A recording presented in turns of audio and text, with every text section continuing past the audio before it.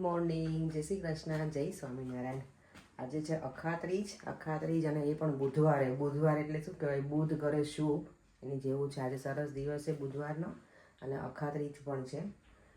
ઘણા જણે ઘરનું વાસ્તુ હોય કે કંઈક પૂજા હોય કે કંઈ વસ્તુ ખરીદવાની હોય, આજે સરસ દિવસ છે. બધા દિવસ સારા છે પણ આજનો દિવસ વધારે કંઈક ખાસ છે.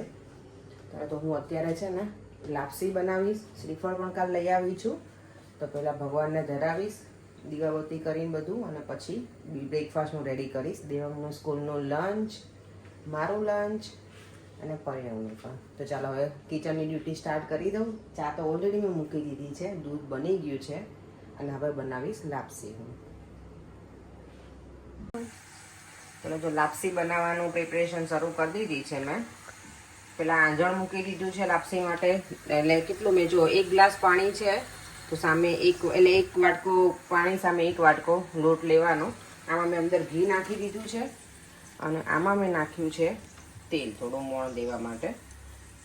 અને પછી આવી રીતે આ પાણી ઉકળી જાય ને આનું આંધણ, એટલે એમાં છે ને લોટ આવી રીતે ભભરાઈ દેવાનો આવી રીતે.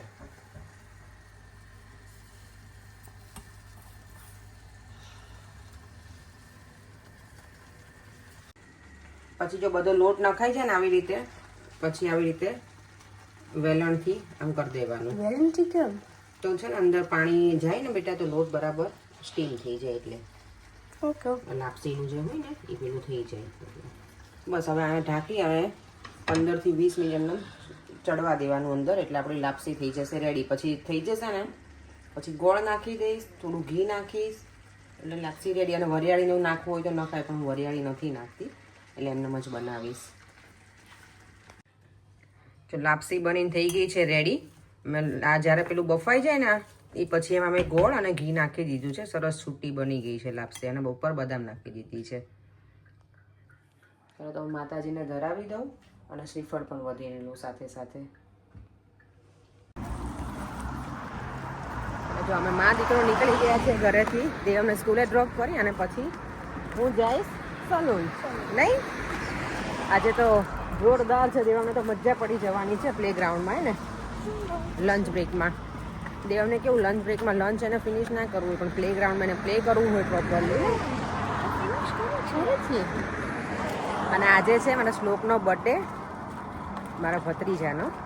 6 years ઓલ્ડ થઈ ગયો છે ગટુડો. અત્યારે અમે ફોન કર્યો હતો ને એને, એ લોકોને તો બ્રેકફાસ્ટ ચાલતો હતો. હમણાં વેકેશન છે છોકરાઓને ઇન્ડિયામાં, એટલે કેવું કે મોડે સુધી જાગે રાત્રે.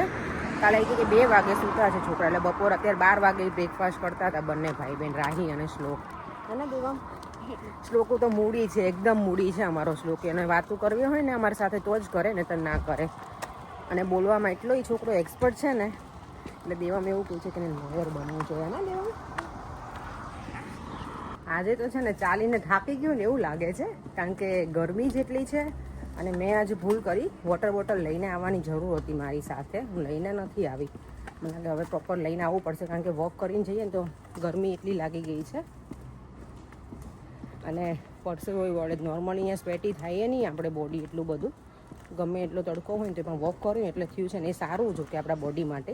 એ છે ને અખાત્રીજ છે ને, તો સોનું ખરીદવાનો સારો દિવસ છે એવું કહે છે. પણ હમણાં મેં વાંચ્યું ને તો કહે છે કે નોર્મલ યર કરતાં આ વખતે 25 થી 30% લોકોએ ઓછું ખરીદી કરી છે સોનાની.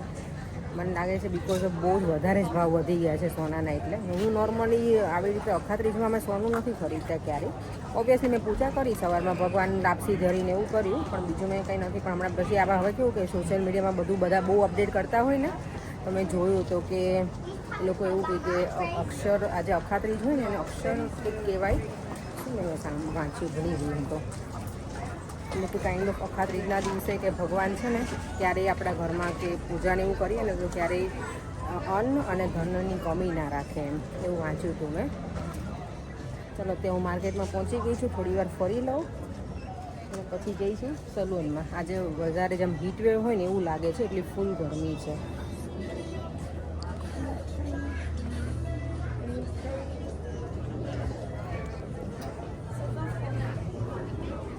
અંદર પાઉન્ડ શોપમાં આવી ગઈ છે ને, અમારે ઘર એટલું સરસ છે ને, એકદમ કુલિંગ છે, એસી છે ને અંદર, એટલે ઘણી બધી નવી વસ્તુ આવી ગઈ છે પાછી. હમણાં કાંઈ ઘરે લઈને જવું નથી, કારણ કે ઘરમાં બધું કામ ચાલે છે ને પતે ને પછી પ્રોપર ક્લિનિંગ કરી, બધું ડીપ ક્લિનિંગ કરી અને પછી જે વસ્તુ કંઈક નવી બાય કરવી હશે ને કરીશ. હમણાં કાંઈ જ વસ્તુ લઈને નથી જવી.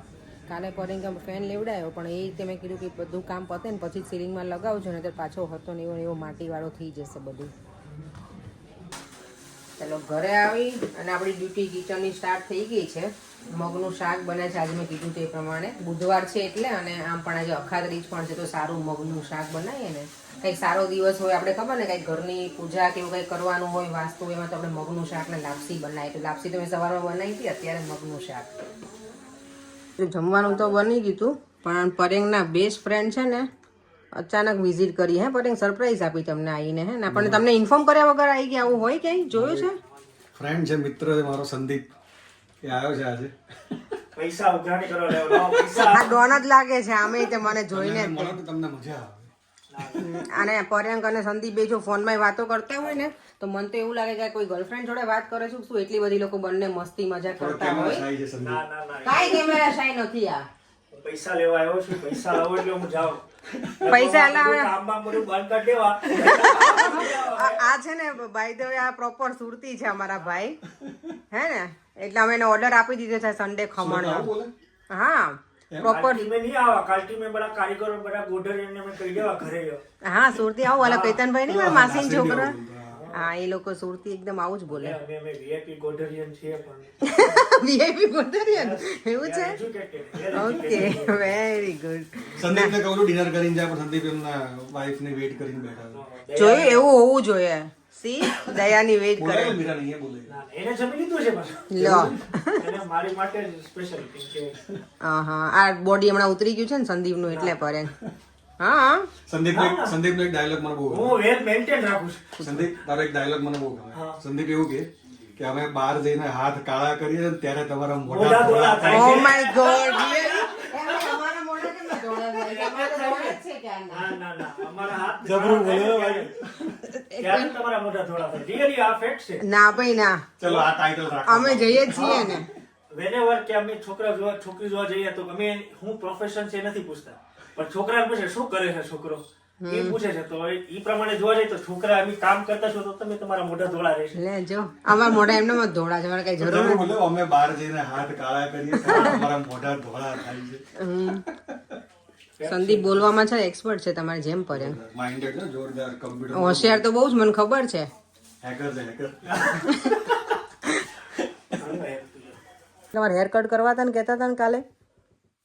એક પ્રોગ્રામ પતે ને પછી ઓ હા નહીં, હા પછી મારે જ કરવાના છે. પછી ટ્રીમર ફેરવી દો.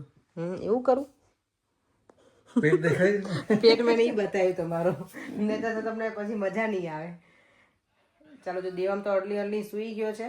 અને ગઈકાલે મેં કોસ્કોમાંથી લઈને આવ્યા હતા ને વસ્તુ બહુ મસ્ત છે ને પરેંગ, કોકોનટ વાળી. પરેંગને વધારે સ્વીટ લાગે, હું આવતીકાલે હું બતાવીશ. મેં પેકેટ અત્યારે મૂકી દીધું છે.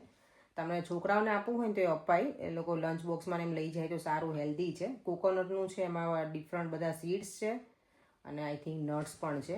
સારી સ્વીટ છે, મને ગમ્યું. એ પરેંગને થોડુંક વધારે સ્વીટ લાગ્યું, મને સ્વીટ જોઈએ એટલે મને તો ગમ્યું છે. અને બીજી એકાદ વસ્તુ લાવી હતી, હું તો ભૂલી ગઈ શું લાવી હતી કોસ્કોમાંથી. સારું છે, ટ્રાય કરવી જોઈએ ક્યારેક અલગ અલગ વસ્તુ. ત્યાં તો બહુ બધું અલગ અલગ હોય, પણ ઘણી વખત એવું થાય લઈને મોટા પેકિંગ લઈને આવે ને પછી ના ગમે તો વેસ્ટ થાય. પણ આ વસ્તુ સારી છે, લઈને આવ્યા છે ને અમે. ચાલો હવે વિડીયોનો એન્ડ કરી દઈએ.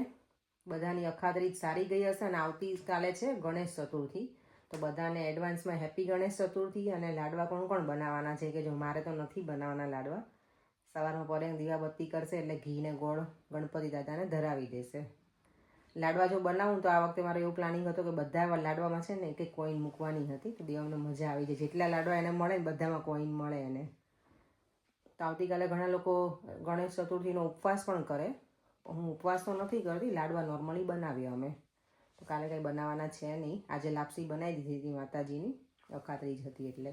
ચાલો તો ફરીથી મળીશું કાલે નવા વિડીયો સાથે. બાય બાય, જય શ્રી કૃષ્ણ અને જય સ્વામિનારાયણ. જો વિડીયો ગમ્યો હોય તો લાઇક, શેર અને મારી યુટ્યુબ ચેનલને સબસ્ક્રાઈબ કરવાનું ના ભૂલતા. બાય.